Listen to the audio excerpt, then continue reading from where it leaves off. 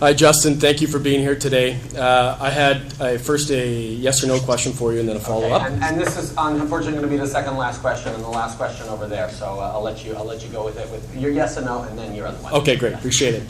So throughout this conversation, you've talked about values-based leadership and pollution. I just wanted to first ask: are you familiar with the repercussions of using depleted uranium in munitions in overseas wars? Yes. Okay. I'm familiar that it's a very bad thing. Okay, great. Now, through our alliance with the North Atlantic Treaty Organization, NATO, we've been involved in several campaigns in bombing civilian populations in Libya and other North African countries.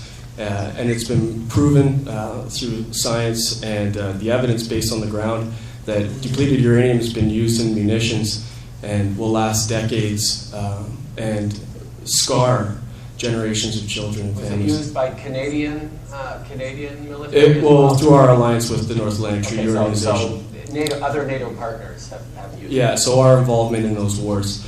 And so I wanted to ask you, how would you challenge NATO in against these wars and in using depleted uranium?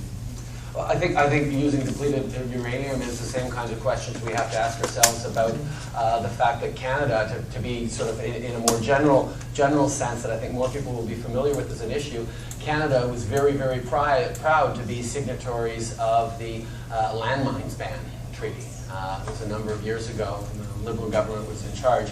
And one of the elements of that treaty is we're not supposed to operate in theaters or with allies who are still using landmines. Whereas the United States continues to use landmines in certain situations to protect some of their bases. So it's a broader question than just depleted. No, but specifically on depleted uranium, how would you challenge NATO on using that? I challenge NATO to continue to understand the impact of security interventions and even wars around the world is supposed to be to bring peace and security. And there are certain types of munitions, obviously chemical weapons, which have been banned in the Geneva Convention, that are not to be used.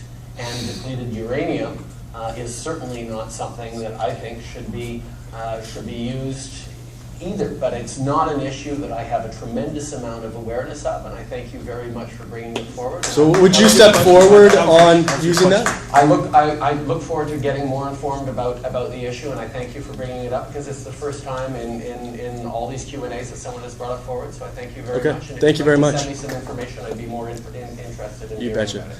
Thank you, Justin.